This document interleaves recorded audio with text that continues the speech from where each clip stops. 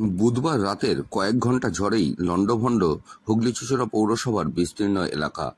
২৫ এবং ২৬ নম্বর ওয়ার্ডের বিভিন্ন জায়গায় গাছ পড়ে যায়। ২৬ নম্বর ওয়ার্ডের সান্নেশ্বরতলা মন্দির, শ্যামবাবুর ঘাট চত্বরে পুরনো একটি গাছ চায়ের দোকানের উপর ভেঙে পড়ায় গুরুতর আহত হয়েছেন চা দোকানের মালিক বিশ্বজিৎ ভট্টাচার্য। এমনকি ১১,০০০ ভোল্টের তারের লাইন ছিঁড়ে যাওয়াতে এবং বিদ্যুতের খুঁটি উপড়ে যাওয়াতে দুদিন ধরে বন্ধ হয়ে গিয়েছে শ্যামবাবুর ঘাট ইলেকট্রিক চুল্লি। এ বিষয়ে কি বলছেন হুগলি-চুঁচুড়া পৌরসভার সিআইসি সদস্য দিব্যেন্দু অধিকারী এবং জয়দেব অধিকারী, আমরা শুনে নেব।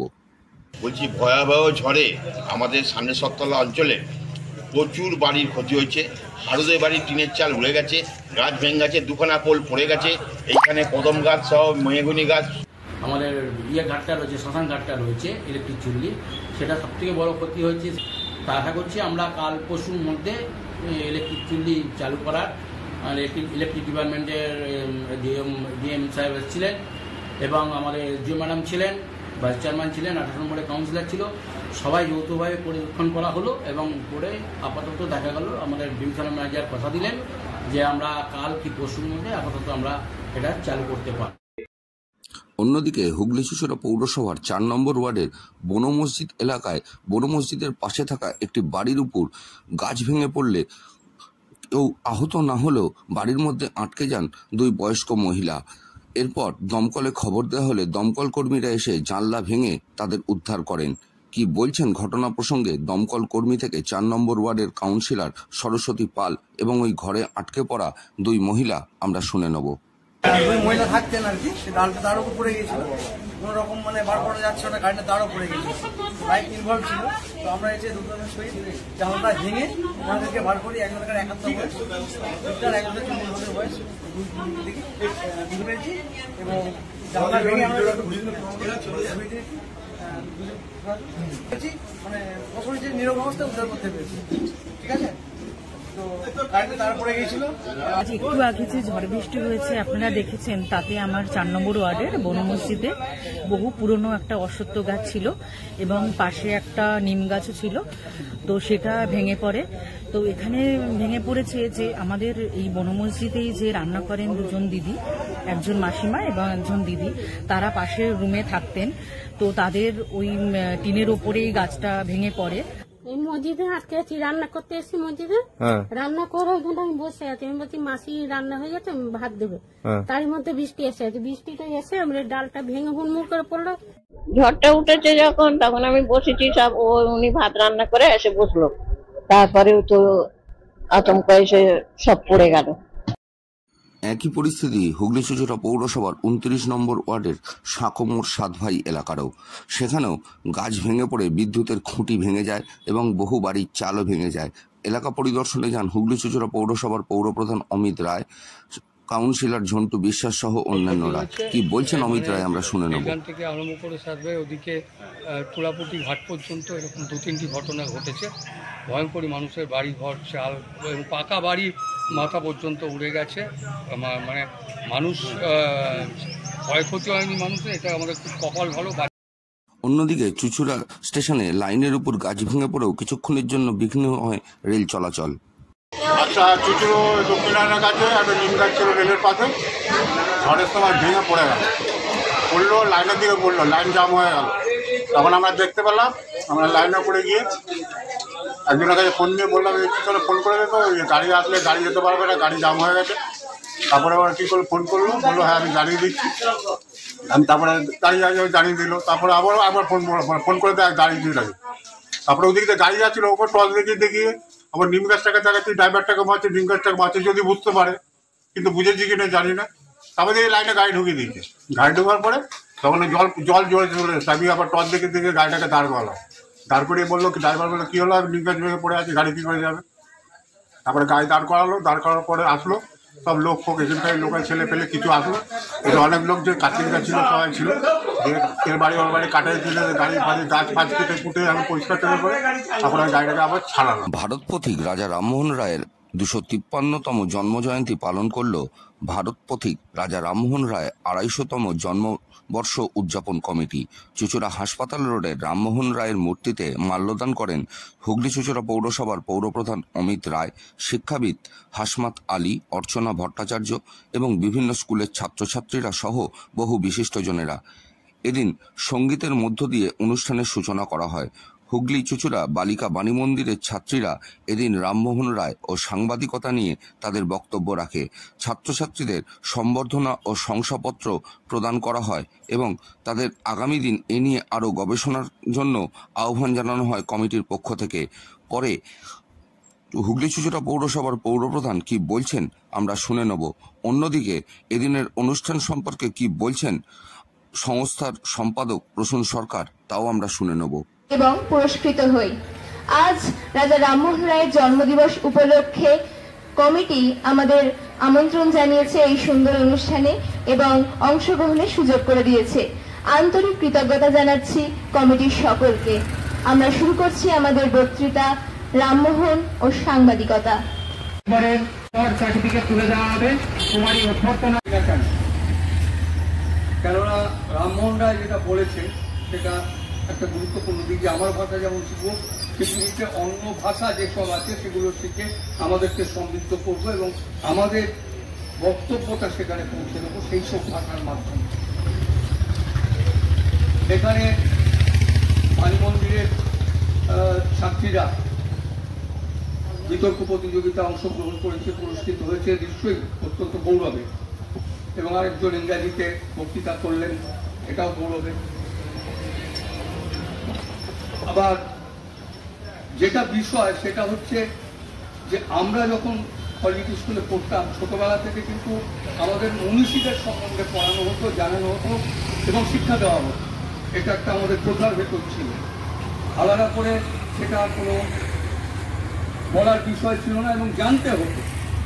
এবং আরেকটা বিষয় ছিল যেটা এখন খুব প্রয়োজন, কিন্তু আমি ওদের দোষ দিই না। তার কারণ নিজের কোর্সের বাইরে ওদের এত পড়াশোনার চাপ, ব্যাগটা ফেলে তারা টিচারের কাছে পড়তে চলে যায় বেশিরভাগ ক্ষেত্রে। কিন্তু ভাষা সাহিত্য এগুলো চর্চা করার রাস্তা থাকে। রবীন্দ্রনাথ বলুন, আমার জেলা শরৎচন্দ্র বলুন, বিদ্যাসাগর বলুন, বঙ্কিমচন্দ্র বলুন, সবই এখানকে সমৃদ্ধ করেছে, ওই জেলাকে সমৃদ্ধ করেছে। এবং বিদ্যাসাগরও এই সমাজ সমর্থক হিসাবে বাল্যবিবাহ এবং বিবাহ এগুলোকে ধরে রাখার যে বর্তমান প্রজন্ম সেটাকে কিন্তু পাওয়া যাচ্ছে না। এখন অধিকাংশ দেখবেন সব 7 ইভেন পৌরগুলোকে পাওয়া যাচ্ছে, মাঝ বয়সী যারা তারাও কিন্তু এগিয়ে আসছে না। অর্থাৎ আগামী দিনে এটা কিন্তু খুব দুশ্চিন্তার কারণ যে এই সমস্ত মানুষদেরকে হয়তো অচিরে হারিয়েই যাবে। কারণ এই সমাজ, যুব সমাজ বলুন, ইভেন মাঝ বয়সী মানুষেরাও কিন্তু এই সমস্ত বিষয়গুলোকে মাথায় রাখছেন না, ধরে রাখছেন না। সেই জন্য আপনারা যে উদ্যোগটা নিচ্ছেন আপনাদেরকে আমি কুর্নিশ জানাই। আর আমার ভীষণ ভালো লেগেছে আপনাদের এই যে টপিকটা ছিল রাজা রামমোহন রায় এবং সাংবাদিকতা। আমি প্রত্যেকটি কথা শুনছিলাম, আমার ভীষণ লোভ লাগছে এই ছাত্রীদের কাছে যে স্পিডটা আছে সেটা যদি আমি পাই, কারণ অত তথ্য আমার জানা নেই। আমি সমৃদ্ধ হলাম। আমি প্রত্যেকটি ছাত্রীকে এবং তাদের যে গাইড আছেন তাকে আমি আন্তরিকভাবে ধন্যবাদ জানাই। এত সুন্দর, এত খেটে, এত তথ্যভিত্তিক বিষয়টাকে এত সুন্দরভাবে নিপুণভাবে পরিপাটির সঙ্গে তুলে দিয়ে মন স্পর্শ করেছে। তোমাদের জন্য অনেক অনেক শুভেচ্ছা রইল। আবার বলছি, শ্যামল সিনহার রিপোর্ট, সংবাদ 24। ব্যান্ডেলের হলুদপুল থেকে করোলা মোড় পর্যন্ত রাস্তা সম্প্রসারণের জন্য রাস্তার পাশে থাকা দোকানঘর উচ্ছেদ করতে গিয়ে স্থানীয় দোকানদার এবং গ্রামবাসীদের বিক্ষোভের মুখে পড়ে পূর্ত দপ্তরের কর্মীরা। এরপর সেখানে ছুটে আসেন পোলবার বিডিও, পাশাপাশি ছুটে আসেন স্থানীয় কংগ্রেস নেতা মইনুল হক। তাদের মধ্যস্থতায় ঠিক হয় যে একটা আলোচনার মাধ্যমে সিদ্ধান্ত বেরোবে। এভাবে দোকানঘর ভেঙে দিয়ে কারোর রুজিরুটি বন্ধ করা যাবে না। কি বলছেন এ বিষয়ে স্থানীয় কংগ্রেস নেতা মইনুল হক ও পোলবার বিডিও এবং গ্রামবাসীরা, আমরা শুনে নেব। আজকে এই এলাকায় রাস্তার ধারে করোলা মোড়ের রাস্তার দুপিতে যে সমস্ত বেকার পাড়ার ছেলেরা ফুটপাতে বসে দোকানদারি করে তাদের দোকানকে চূড়ান্তভাবে ভেঙে দেওয়ার জন্য পিডব্লিউডি এক্সিকিউটিভ ইঞ্জিনিয়ার 1 এবং বিডিও স্বয়ং এসডিওর প্রতিনিধি হিসেবে হাজির হয়েছেন ব্যাপক ঢাল, তলোয়ার, পুলিশ, সিভিক, লোক লস্কর নিয়ে। আমরা গ্রামবাসীদের পক্ষ থেকে এই বিষয়টাকে মানবিক দৃষ্টিকোণ থেকে বিচার করার জন্য আবেদন জানিয়েছি এবং আমাদের গ্রামবাসীদের সকলের যুক্তি তর্ক এবং আলোচনা যা তা ওনারা মেনেছেন এবং ওনাদের দেওয়া প্রস্তাবটাও আমরা মেনেছি। চূড়ান্ত সিদ্ধান্ত আপাতকালীনভাবে যেটা হচ্ছে, আজকে এই দোকানপাট ভাঙা বন্ধ থাকবে এলাকায় শান্তি শৃঙ্খলার স্বার্থে এবং মানবিক দৃষ্টিকোণ থেকে ওনাদেরকে বিবেচনা করার জন্য আমরা বলাতে ওনারা সহমত হয়েছে। নিজের রুটি রোজগার একটা ব্যাপার আছে, ওরা একটা প্রেয়ার করছে অন্তত আমাদের যদি রিহেবিলিটেশন বা অন্য কোনো বসার কোনো ব্যবস্থা করে দেওয়া হয় সেই জন্য ওটা কনসিডারের জন্য ভাবছে। অবশ্যই দেখুন, সবটাই তো হচ্ছে জনগণের জন্য, জনগণের ভালোর জন্য, যাদের যাদের ক্ষতি হয় সেটা অবশ্যই গভর্নমেন্ট সেটা কনসিডার করবে সেই ক্যাপাসিটি অনুযায়ী। দীর্ঘদিন ধরে এই যে রাস্তার কাজ হচ্ছে, ওনারা দোকানগুলোকে ভাঙবার জন্য এটা বলেছিল, যতটা প্রয়োজন হয়েছিল ওদেরকে ততটা ভেঙে দেওয়া হয়েছে। যে রাস্তার কাজের জন্য যদি অসুবিধা হয় দোকানদাররাও রাজি, তাদেরকে জায়গা দেওয়ার যতটা যেহেতু ওরা সরকারি জায়গায় আছে, সরকার যতটা চায় তাদের ছেড়ে দিয়েছে। এখানে 30 বছর ধরে এই দোকানগুলো রয়েছে, গরিবের রুজি রুটি চলছে এই দোকান থেকে, এক একটা পরিবার চলে এই দোকানের উপর ভরসা করে।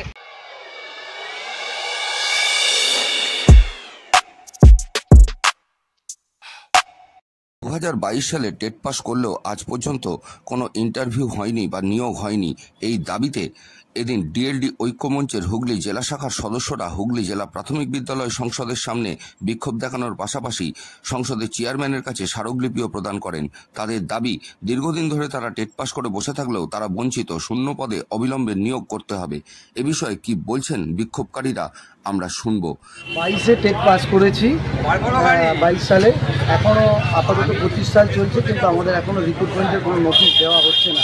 এই 22-এর আগে লাস্ট টেট হয়েছিল 2017, 17 থেকে 22 এই একটা বড় গ্যাপ 5 বছরে, তারপরে আবার এই একটা লম্বা গ্যাপ। আমাদের বয়স বেড়ে যাচ্ছে, তার সঙ্গে সঙ্গে আমরা রিক্রুটমেন্টও পাচ্ছি না, কোনো নোটিশও পাচ্ছি না, এত বছর হয়ে গেল।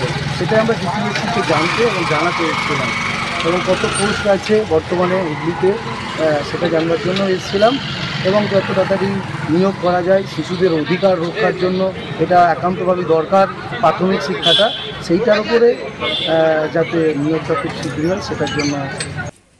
আমরা 2022 সালে আমরা টেট পাস করেছি, কিন্তু আজকে টেট পাস করার প্রায় 3 বছর আমাদের শেষ হতে চললো, কিন্তু আজ পর্যন্ত কোনো আমরা ইন্টারভিউ নোটিশ, যেটা একটা পরীক্ষা হলে তার পরবর্তী ধাপ হচ্ছে ইন্টারভিউ নোটিশ, যেই যন্ত্রণা আমাদের 2017 সালের পর এই 2022 টেট, এর মাঝে কিন্তু কোনো টেট হয়নি। তাহলে আমরা 2022 সালে আজকে টেট পাস করে আজকে 3 বছর শেষ হয়ে গেল, নোটিশ প্রকাশ হলো না। আজকে আমরা চেয়ারপারসনের কাছে বেশ কিছু দাবি নিয়ে এসেছি, তার মধ্যে উল্লেখযোগ্য হচ্ছে আমাদের 50,000 শূন্যপদ। আমাদের প্রাথমিক শিক্ষা পর্ষদ মাননীয় গৌতম পাল মহাশয় বাবু জানিয়েছেন যে তার কাছে 50,000 শূন্যপদ আছে। তাহলে সেই শূন্যপদ আমরা দেখছি যে আমাদের রাজ্যের মাননীয় মুখ্যমন্ত্রী বিভিন্ন সভা থেকে বলছেন যে তার কাছে নাকি লক্ষ লক্ষ শূন্যপদ আছে এবং এই শিক্ষকের ক্ষেত্রে 1 লক্ষ নাকি শূন্যপদ আছে। তাহলে আমরা চাইছি যে এই শূন্যপদ হাতে রেখে রেকর্ড করার দরকার নেই, মাননীয় নিয়োগ করে আমাদের দেখান। আমরা আজকে 3 বছর ধরে রাস্তায় আছি, আর 7 বছর পর আমাদের এই টেট নেওয়া হয়েছে। আমাদের যেন এই যন্ত্রণা দ্রুত অবসান হয়। আমরা প্রায় 55,000 2022 সালে টেট পাস আছি। মাননীয় আমরা দেখতে পাচ্ছি সমস্ত চাকরি প্রার্থীদের দুঃখ দুর্দশা সবার কথা ভাবছে, তাহলে আমাদের জন্য ভাবছেন না কেন? সৌমিত্র সিংহের রিপোর্ট, সংবাদ 24। বিগত 25 মাস ধরে তারা তাদের সাম্মানিক পাচ্ছেন না, এমনকি পঞ্চায়েত অফিসে অনলাইন ট্যাক্স চালু হয়ে যাওয়ায় তাদের রুজিরুটি নিয়েও সংশয় দেখা দিয়েছে। পাশাপাশি তাদের স্থায়ীকরণ করতে হবে প্রভৃতি 5 দফা দাবিতে এদিন হুগলি জেলা পরিষদের অতিরিক্ত জেলাশাসকের কাছে স্মারকলিপি প্রদান করে বিক্ষোভ কর্মসূচি পালন করল গ্রাম পঞ্চায়েত ট্যাক্স কালেক্টিং সরকার ইউনিটের সদস্যরা। কি বলছেন তারা আমরা শুনে নেব। আমাদের কমিশন অনলাইন কথা হয়ে যাওয়ার পর আমাদের যে কমিশন, সেই কমিশনটাও কিভাবে পাবো তার কোনো গাইডলাইন সরকার এখনো পর্যন্ত করে উঠতে পারেনি, গভর্নমেন্ট অর্ডার এখনো দেয়নি। অথচ এসওপির ওপরে এসওপির নিরিখে আমাদেরকে বলছে অনলাইনে ট্যাক্স কাটো, সেখানে সিটিজেন কর্নার থেকে ট্যাক্স পে করা যাবে, আমাদের মাধ্যম দিয়েও ট্যাক্স পে করা যাবে, জিপি এমপ্লয়ের মাধ্যম দিয়েও ট্যাক্স পে করা যাবে। কিন্তু আমরা যে আমাদের কমিশনটা কিভাবে পাবো তার কোনো সদুত্তর কোনো পিআরডিও বলো, এডিএম জেডবি বলেন, স্টেটের আমাদের যে পঞ্চায়েত পিএনআরডি সেকশন আছে বলেন, কেউ সঠিকভাবে তার গাইডলাইন বা দিশা দেখাতে পারেননি। আমরা পঞ্চায়েতের যে ট্যাক্স আদায়কারী খুব গোটা ওয়েস্টবেঙ্গল দীর্ঘদিন যাবৎ আমরা বঞ্চিত। আমাদের যত সামান্য একটা সেই পূর্বপুরুষ থেকে যখন চালু হয়েছে তখন থেকে একটা সেই যে প্রথা চালু হয়ে আছে আজ পর্যন্ত তার কোনো নাই। 410 হুগলি জেলায় 410 জনই আজকে এই আন্দোলনে নেমেছে। একদম একদম একদম। যদি কোনো সুরাহা না হয় সেক্ষেত্রে আপনারা কি আমরা বৃহত্তর আন্দোলনের কথা ভাববো, আমরা নবান্ন অভিযান করবো, আমরা রাজ্যে রেভিশন দেবো, দরকার হলে আমরা অনশনে বসবো।